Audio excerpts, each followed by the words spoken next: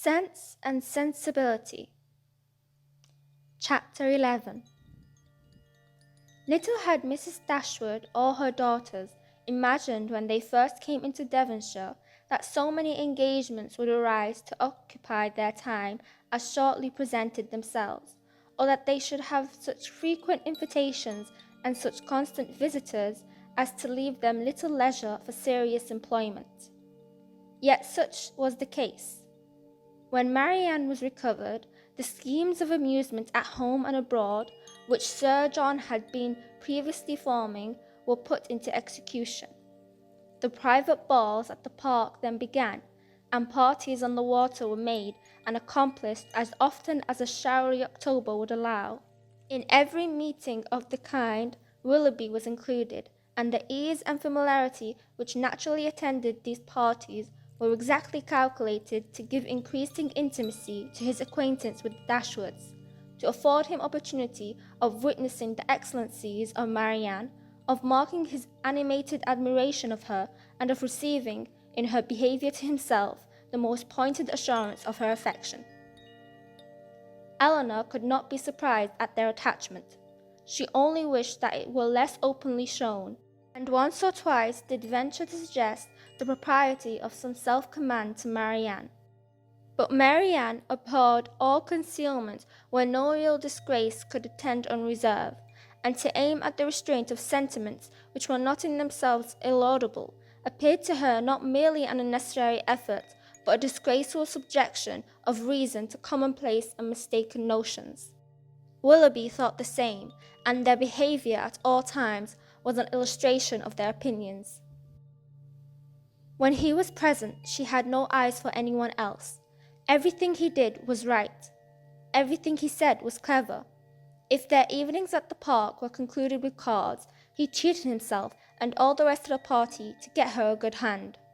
If dancing formed the amusement of the night, they were partners for half the time, and when obliged to separate for a couple of dances, were careful to stand together and scarcely spoke a word to anybody else.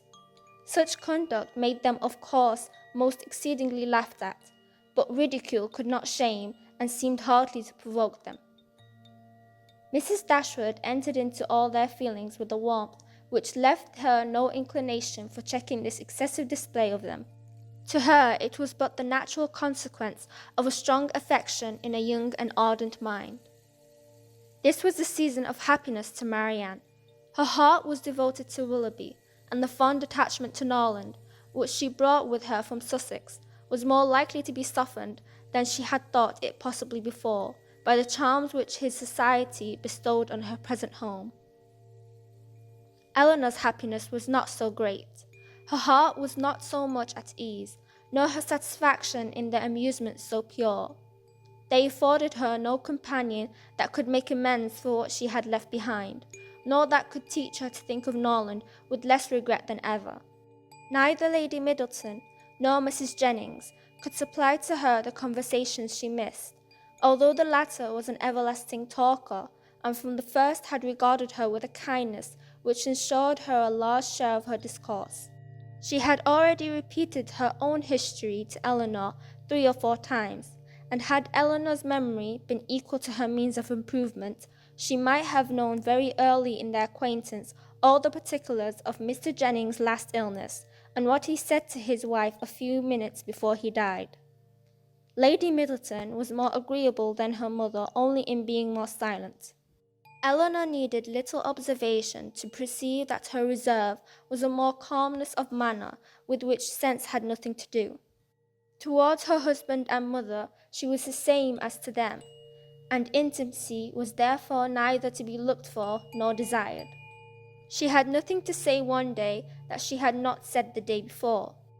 Her insipidity was invariable, for even her spirits were always the same, and though she did not oppose the parties arranged by her husband, provided everything were conducted in style, and her 2 eldest children attended her, she never appeared to receive more enjoyment from them than she might have experienced in sitting at home, and so little did her presence add to the pleasure of the others, by any share in their conversation, that they were sometimes only reminded of her being amongst them by the solicitude about her troublesome boys. In Colonel Brandon alone, of all her new acquaintance, did Eleanor find a person who could in any degree claim the respect of abilities, excite the interest of friendship, or give pleasure as a companion. Willoughby was out of the question. Her admiration and regard, even her sisterly regard, was all his own, but he was a lover. His attentions were wholly Marianne's, and a far less agreeable man might have been more generally pleasing. Colonel Brandon, unfortunately for himself, had no such encouragement to think only of Marianne, and in conversing with Eleanor, he found the greatest consolation for the indifference of her sister. Eleanor's compassion for him increased, as she had reason to suspect that the misery of disappointed love had already been known to him. This suspicion was given by some words which accidentally dropped from him one evening at the park, when they were sitting down together by mutual consent, while the others were dancing.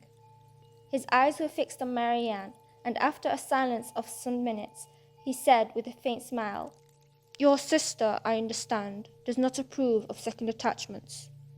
"No," replied Eleanor, "her opinions are romantic." "Or rather, as I believe, she considers them impossible to exist." "I believe she does, but how she conceives it without reflecting on the character of her own father, who had himself 2 wives, I know not. A few years, however, will set her opinions on the reasonable basis of common sense and observation, and then they may be more easy to define and to justify than they are now, by anybody but herself." "This will probably be the case," he replied, "and yet there is something so amiable in the prejudices of a young mind, that one is sorry to see them give way to the reception of more general opinions." "I cannot agree with you there," said Eleanor. "There are inconveniences attending such feelings as Marianne's, which all the charms of enthusiasm and ignorance of the world cannot atone for. Her systems have all the unfortunate tendency of setting propriety at naught, and a better acquaintance with the world is what I look forward to as her greatest possible advantage." After a short pause, he resumed the conversation by saying, "Does your sister make no distinction in her objections against a second attachment, or is it equally criminal in everybody? Are those who have been disappointed in their first choice, whether from the inconstancy of its object or the perverseness of circumstances, to be equally indifferent during the rest of their lives?" "Upon my word, I am not acquainted with the minutiae of her principles. I only know that I never yet heard her admit any instance of a second attachment being pardonable." "This," said he, "cannot hold, but a total change of sentiments. No, no, do not desire it.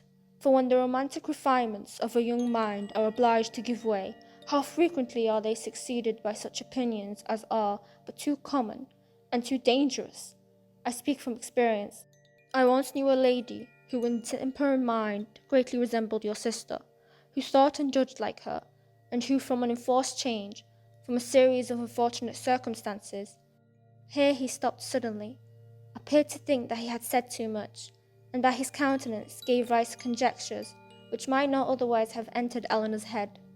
The lady would probably have passed without suspicion, had he not convinced Miss Dashwood that what concerned her ought not to escape his lips. As it was, it required but a slight effort of fancy to connect his emotion with the tender recollection of past regard. Eleanor attempted no more, but Marianne, in her place, would not have done so little. The whole story would have been speedily formed under her active imagination, and everything established in the most melancholy order of disastrous love.